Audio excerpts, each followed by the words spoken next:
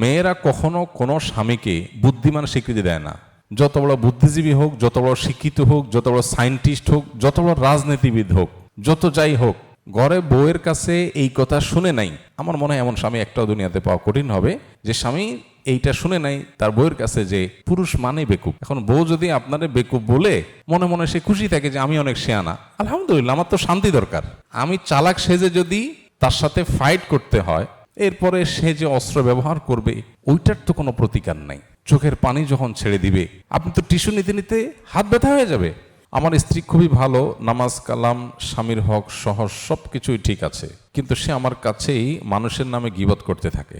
আর আমি যদি কোনো কথা না শুনতে চাই সে রাগ করে। তাকে কিভাবে বুঝিয়ে বলবো, পরামর্শ দেন। আপনি এরকম পরিস্থিতি যদি হয় তাহলে কানের ডাক্তারের সাথে আলাপ করে যদি কোনোভাবে কানের কোনো প্রসেস করতে পারেন যে আপনি বয়রা হয়ে যাবেন ওই টাইমটাতে, তাহলে স্ত্রী বলল, আপনি মাথা ঢুলালেন, সে মনে করলো আপনি শুনলেন, আসলে আপনি গুনাহগার হলেন না। আসলে যখন গীবত শেকায়েত হবে সেটা করা যেমন গুনাহের কথা, শোনাটাও গুনাহের কথা। স্ত্রী যদি রাগও করেন তারপর আপনি বিনম্রতার সাথে তাকে বোঝাবার চেষ্টা করেন যে মানুষের সমালোচনা করলে গুনাহ হয়, তুমি গুনাহগার হচ্ছ, আমিও গুনাহগার হচ্ছি। আপনি ওই জায়গা থেকে সরে যান অথবা অন্য কথা উঠান। যদি দেখেন যে না কোনোভাবে সামলানো যায় না, সে রাগ করে, তো রাগ করলে আপনি সবর করেন, একদিন করবে, 2 দিন করবে, একসময় সে বুঝবে যে না, সে এই জায়গায় ছাড় দিবে না। বউয়ের খুশি করার চেষ্টা করবেন। আমি যখন বিয়ে পড়াই সকল বিয়ের সময় বলে দিই যে যেন বউয়ের কথা মতো চলে। এর মানে এই না যে আল্লাহর কথার বাইরে গিয়ে বউর কথা শুনবেন। আল্লাহর কথার বাইরে গেলে তখন বিবির কথা শুনবেন না। বিবির সাথে আচরণ সবসময় ভালো করবেন, ঘেউ ঘেউ করবেন না, আচরণ খারাপ করবেন না, কিন্তু আবার অন্যায় কথাও শুনবেন না। তখন আপনার বউ আপনাকে বলবে বোকা, বেকুব। আফসোসের কোনো কারণ নাই, পৃথিবীর সকল স্বামী ঘরে বেকুবই থাকে। মেয়েরা কখনো কোনো স্বামীকে বুদ্ধিমান স্বীকৃতি দেয় না। যত বড় বুদ্ধিজীবী হোক, যত বড় শিক্ষিত হোক, যত বড় সায়েন্টিস্ট হোক, যত বড় রাজনীতিবিদ হোক, যত যাই হোক, ঘরে বউয়ের কাছে এই কথা শুনে নাই। আমার মনে হয় এমন স্বামী একটাও দুনিয়াতে পাওয়া কঠিন হবে যে স্বামী এইটা শুনে নাই তার বউয়ের কাছে যে পুরুষ মানে বেকুব। এই কথা শুনে নাই এমন স্বামী আল্লাহ জানে কয়জন আছে। অনেকে মনে করতে পারে আমি শুনছি, আমার কাছে শত শত মানুষের হিস্ট্রি আছে, আমি সেই জন্য বলছি। অনেক বুদ্ধিমান মানুষও বলে, তো অন্যরা যখন শুনে তো আমি তো আরো ভালো করে শুনি। এটা আশ্চর্য হওয়ার কিছু নেই, আর অবাক হওয়ার কোনো কারণ নাই, কারণ আমি তো বেকুব সাজার চেষ্টা করি আরো প্ল্যান ওয়াইজ। কারণ বাসায় যত বেকুব সাজা যাবে ততই সেফ, তত নিরাপদ। যত যা হবে দিন শেষে একটা ওজোর পাওয়া যাবে। আরে বোকা মানুষ তো বুঝে নাই। আপনার মা দিছে বকা, আপনার মা আপনার বউকে বকা দিছে, বউ মন খারাপ করছে, আপনি বলে হ্যাঁ কি হইলো, আরে বোকা তুমি কিচ্ছু বুঝো নাই। কই আমি তো কি হয়েছে আমি তো খেয়াল করলাম না, খারাপ কিছু বলছে? তাহলে 2টা বকা শুনবেন যে তুমি বেকুব। তো বেকুব বকা শোনা অনেক ভালো ঝগড়া হওয়ার চাইতে। যে বিশ্বযুদ্ধ বাঁধবে তার চাইতে 2বার বেকুব শুনলাম, তাতে সমস্যা কি? আর মানুষ অন্যকে বেকুব মনে করলে তখন তার কাছে ভাল লাগে, নিজের বুদ্ধিমান মনে করে, খুশি থাকে। এখন বউ যদি আপনারে বেকুব বলে মনে মনে সে খুশি থাকে যে আমি অনেক শেয়ানা, আলহামদুলিল্লাহ, আমার তো শান্তি দরকার। আমি চালাক সেজে যদি তার সাথে ফাইট করতে হয়, এরপরে সে যে অস্ত্র ব্যবহার করবে ওইটার তো কোনো প্রতিকার নাই। চোখের পানি যখন ছেড়ে দিবে, আপনি তো টিস্যু নিতে নিতে হাত ব্যথা হয়ে যাবে, ওটা তো শুকায় কুলানো যাবে না।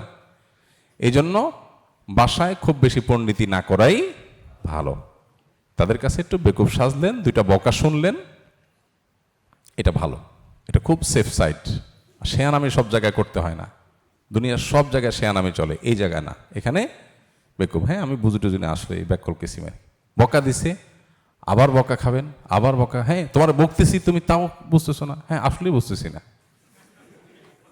আর বউয়ের সাথে এই টাইপের মিথ্যা কথা বলা জায়েজ আছে, বুঝে আসছে কথা? এই টাইপের মিথ্যা কথা বলা জায়েজ আছে। বউরে বললেন তুমি চাঁদের চাইতে উজ্জ্বল, চাঁদের চেয়ে উজ্জ্বল মানুষ হয়? ডাহা মিথ্যা কথা। কিন্তু এটা বউরে বলা যায় যাচ্ছে। কিন্তু খবরদার আবার শাড়ি একটা 2000 টাকা দিয়ে কিনে আনে বলেন 20,000 টাকা, এই মিথ্যা কিন্তু জায়েজ নাই, খবরদার। কারণ এটা যদি কোনোভাবে ধরা খান, মায়ের একটাও মাটির নিচে পড়বে না। এই জন্য মিথ্যা কোনটা বলা জায়েজ? পামপট্টিমূলক প্রশংসামূলক যেগুলো, সেগুলো। কি রান্না করলা তুমি? তো জন্মে জীবনে এরকম খানা খাইনি, এত টেস্ট রান্না হয় মানুষের, হ্যাঁ, এত স্বাদ রান্না হয়, সুবহানাল্লাহ। সুবহানাল্লাহ, আলহামদুলিল্লাহ বেশি বেশি বলবেন। খুশি, যে কোনো মানুষ প্রশংসা করলে মানুষ খুশি হয়। তাহলে আমার ঘরের বউ যদি খুশি থাকে, আমার জগৎ ভালো। বেশিরভাগ মানুষই এটা বুঝে না, ওখানে খুব ধৈর্য ধারণ করতে হয়। তো এই জন্য আপনার স্ত্রীকে গীবত থেকে বাঁচাবার জন্য আপনি চেষ্টা করবেন, কিন্তু আল্লাহর অবাধ্যতা, নাফরমানি, এখানে আপনি প্রয়োজনে পালায়া যাবেন। বলবে বেকুব শুনেন, কিন্তু আপনি শুনবেন না। যদি মনে করেন না বউরে খুশি করার জন্য গীবত শুনি, আরও কিছু শুনি, না, সেটা জায়েজ হবে না। অন্যায় কাজে কোনো ছাড় দেওয়ার সুযোগ নাই। একজনের নামে অন্যজনের কাছে বদনাম করলে কি হয়? জঘন্য গুনাহ হয়। মিনাল কাবায়ের, কবিরা গুনাহগুলোর মধ্য থেকে একটা হলো কেউ কারোর নামে এমন কোনো কথা বলল যেটা আসলে তার মধ্যে নাই, আরেকজনের বদনাম করলো, বিশেষ করে যে জিনিসটা তার মধ্যে নাই। যদি থাকে তাহলে তো গীবত, আর যদি না থাকে তার নাম মিথ্যা অপবাদ। এই মিথ্যা অপবাদের ভয়াবহতা অনেক বেশি। মুসনাদ আহমদে আব্দুল্লাহ ইবনে ওমর রাদিয়াল্লাহু তাআলা থেকে বর্ণিত হয়েছে, তিনি বলেন যে নবী করিম সাল্লাল্লাহু আলাইহি ওয়াসাল্লাম বলেছেন, ওমান ক্বালা ফি মুমিনিন মা লাইসা ফীহি সাকাহুল্লাহু মিন রাদগাতিল খাবাল। যদি কেউ কোনো মানুষ সম্পর্কে এমন কিছু বলে যেটা আসলে তার মধ্যে নাই, মিথ্যা অপবাদ, এরকম যদি কোনো কথা বলে, তাহলে আল্লাহ রাব্বুল আলামিন জাহান্নামীদের যে পুজ, রক্ত, ময়লা, আবর্জনা, এগুলো তাকে পান করতে বাধ্য করবেন। এটা তার শাস্তি হবে, এবং দুনিয়ার কোনো শাস্তির মতো না। এর ভয়াবহতা কি সেটা আল্লাহ তাআলা সবচেয়ে ভালো জানেন। তো এই শাস্তির মুখোমুখি হতে হবে ওই ব্যক্তিকে, যেই ব্যক্তি কারোর নামে মিথ্যা অপবাদ দিবে। আর যদি মিথ্যা না হয়, সত্য কথাই হয়, কিন্তু আপনি আরেকজনের পেছনে বদনাম করলেন, তাহলে সেটা হলো গীবত। এবং এই গীবতের ভয়াবহতা এই যে নিজের মৃত ভাইয়ের গোশত খেলে যে গুনাহ হবে, একে তো মৃত মানুষের গোশত, আবার ভাই, এটা খেলে মৃত পশুর গোশত খাওয়াও তো হারাম, মৃত জবাই করা ছাড়া। মৃত পশুর গোশত খাওয়া হারাম, সেখানে যদি মানুষ হয়, সেখানে যদি ভাই হয়, ভয়াবহতাটা কোন মাত্রা! তো কোরআন গীবতের ভয়াবহতাকে চিত্রায়িত করেছে এইভাবে যে মৃত ভাইয়ের গোশত খাওয়াটাকে তোমরা কি পছন্দ করবে? ফাকারিহতুমু, তোমরা তো কেউ পছন্দ করবে না, সূরা হুজুরাতে আল্লাহ বলেছেন। তো গীবতকে এর সাথে তুলনা করা হয়েছে। এত জঘন্য অপরাধ, যেটা এখন আমাদের কাছে ঘি ভাত। গীবত এখন কি হয়ে গেছে? ঘি ভাত হয়ে গেছে। আমরা কারোর সমালোচনা না করলে আমাদের কাছে ভালো লাগে না। একটা মজলিসে বসলাম, দুই বন্ধু মিলে, আরেকজনকে নিয়ে একটু ক্রিটিক না করলে, একটু খোঁচা না দিলে যেন জমেই না, তাই না? এই অবস্থা হয়ে গেছে, খুবই ভয়াবহ। তো এখান থেকে আমাদের বেঁচে থাকতে হবে এবং বের হয়ে আসতে হবে। সামাজিক সৌন্দর্য সৃষ্টি করার জন্য ইসলাম আমাদেরকে শিক্ষাগুলো দিয়েছে। দেখুন, ইসলাম বলে আপনি কারোর যদি কোনো অসুবিধা থাকে, ভুল থাকে, বিচ্যুতি থাকে, ত্রুটি থাকে, সেটা তার সামনে বলবেন না পিছনে বলবেন? সামনে। সামনে বললে কি লাভ হবে?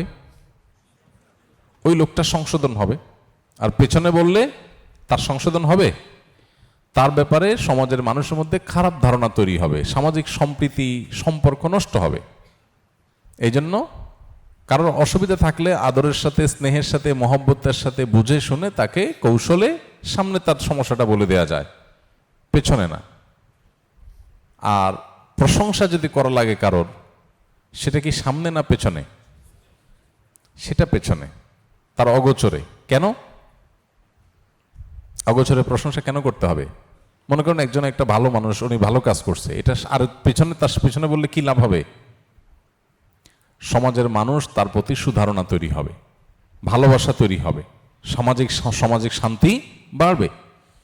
এখন আমরা উল্টা করি, সামনে আসলে পাম্পট্টি দেই আর পেছনে গেলে বদনাম করি। সামনে পাম্পট্টি দিলে সে ফুলে অহংকারী হয়ে যায়, আর পেছনে যায় বদনামি করি, মানুষ তারে খারাপ জানে। এবার ভেজালটা শুরু হয়। তো দিন আমাদেরকে যা বলেছে সেটা যদি আমরা পালন করি, সমাজটা সুন্দর হয়ে যাবে। দরকার শুধু দিন পালন করা। আল্লাহ আমাদেরকে করার তৌফিক দান করুন।